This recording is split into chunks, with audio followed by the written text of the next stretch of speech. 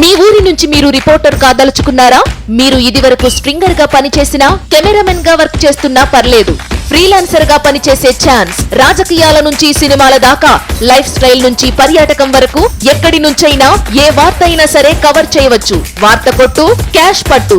ఆసక్తి గలవారు 9032555277 కి కాల్ లేదా వాట్సాప్ చేయండి. విద్యార్థులు పరీక్షలు రాస్తుంటే సరైనటువంటి కట్టుదిట్టమైనటువంటి భద్రతా ఏర్పాట్ల మధ్య ప్రశ్నాపత్రాలు లీక్ కాకుండా విద్యార్థులందరికీ భరోసా కల్పించే రీతి లోపల పరీక్షలు నిర్వహించాల్సినటువంటి ప్రభుత్వం, ప్రతిపక్షాలు ఏదో కుట్ర చేసినాయి, బీజేపీ నాయకులు ఏదో పేపర్ లీక్ చేసినారు, ఇట్లాంటి చేతగానటువంటి మాటలు మాట్లాడడం అనేది నిజంగా దురదృష్టకరమైనటువంటి విషయం.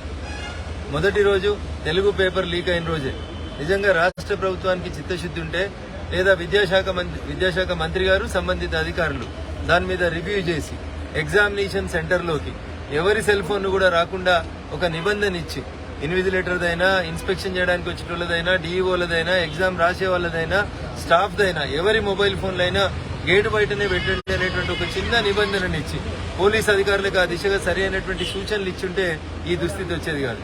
ఇప్పటికైనా నేను మీడియా మిత్రుల ద్వారా తెలంగాణ సమాజానికి 10వ తరగతి పరీక్షలు రాస్తున్నటువంటి విద్యార్థులకి, వారి తల్లిదండ్రులకు చేస్తున్నటువంటి అప్పీల్, ఎలాంటి భయాందోళనలకు గురికాకండి. రేపటి నుంచి పోలీసు వాళ్ళు చెప్పినా చెప్పకున్నా, టీచర్ మిత్రులైనా, ఇన్విజిలేటర్స్ అయినా, పనిచేసేటువంటి సిబ్బంది అయినా, విద్యార్థులైనా, వారి తల్లిదండ్రులైనా ఎవరు కూడా ఎగ్జామ్ జరుగుతున్నటువంటి కాంపౌండ్ లోపలికి సెల్ ఫోన్లు తీసుకెళ్లొద్దని ఈ సందర్భంగా అప్పీల్ చేస్తూ రాష్ట్ర డీజీపీ గారికి ఒక సూచన. మేము 10వ తరగతి పరీక్షలు రాసినప్పుడు ప్రతి 10వ తరగతి పరీక్షా కేంద్రం దగ్గర విజిబుల్ పోలీసింగ్ ఉండేది. 2 లేదా 4 కానిస్టేబుళ్లు ఆ పరీక్షా కేంద్రం చుట్టుపక్కల తిరుగుతూ కనబడేవాళ్ళు.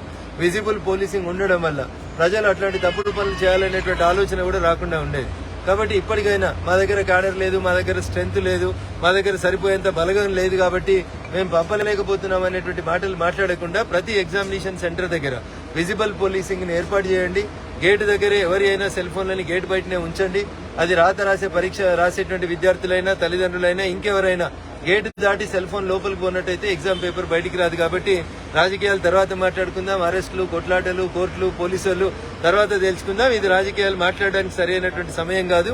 లక్షలాది మంది విద్యార్థుల తల్లిదండ్రులు ఆందోళనకు గురవుతున్నారు. కాబట్టి భారతీయ జనతా పార్టీ పక్షాన సంజయ్ గారి మీద పెట్టిన కేసులు, మా మీద పెట్టిన కేసులు, మా మీద ఇచ్చేటువంటి కంప్లైంట్లు ఏమైతే ఏం చేసుకోవాలి, వకీలను ఎట్లా పెట్టుకోవాలి, కోర్టులలో ఎట్లా కొట్లాడాలో మాకు బాగా తెలుసు.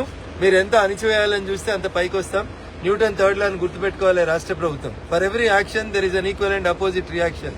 మీరు ఎంత గట్టిగా బంతిని కింది కొట్టాలనుకుంటే అంతే గట్టిగా బంతి పైకి వస్తుంది అనేటువంటి విషయాన్ని మీరు గుర్తుంచుకోండి.